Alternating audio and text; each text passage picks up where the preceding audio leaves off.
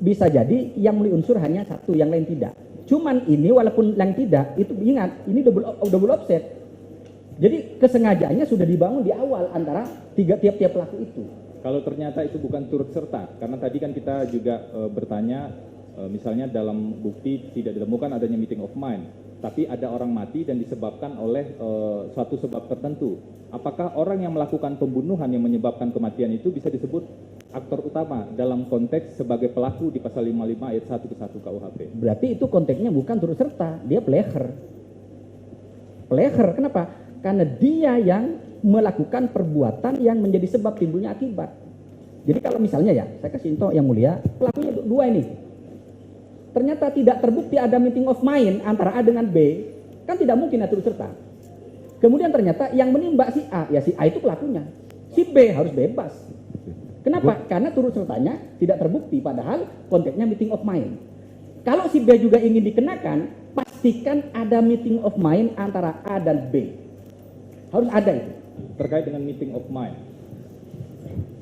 kalau dalam sebuah peristiwa terjadi kesalahpahaman antara pihak yang memberikan arahan, jadi pihak yang memberikan arahannya A begitu, tapi pihak yang melaksanakan arahan tersebut atau ucapan tersebut melakukan B, apakah bisa disebut di sana ada meeting of mind?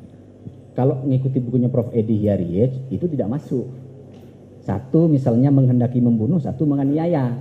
Berarti tidak mungkin ada penyertaan pembunuhan. Itu kalau mengikuti bukunya beliau itu kan. Saya baca itu kan.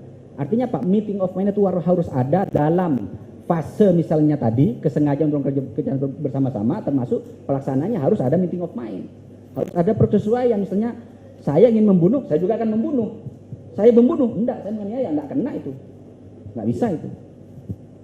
Apakah dalam konteks penjelasan saudara ahli tadi, berarti itu tidak bisa disebut perbuatan yang dilakukan bersama-sama sesuai pasal 55 ayat 1 ke 1 KUHP?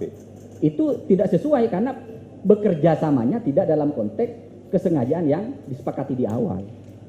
Ada yang mengatakan, ini pendapat ahli saja, ada yang mengatakan itu tepatnya sebenarnya menggunakan pasal 55 ayat 1 ke 2 KUHP, outlawing. Kalau yang berlebihan. Nah, kalau menganjurkan itu biar itu kan ada namanya apa? Ada yang apa ya? Menganjuran yang sifatnya kualitatif, ada yang kuantitatif kan. Jadi kalau kualitatif itu misalnya kejahatannya hampir sama, kualifikasi sama, cuman diperberat misalnya.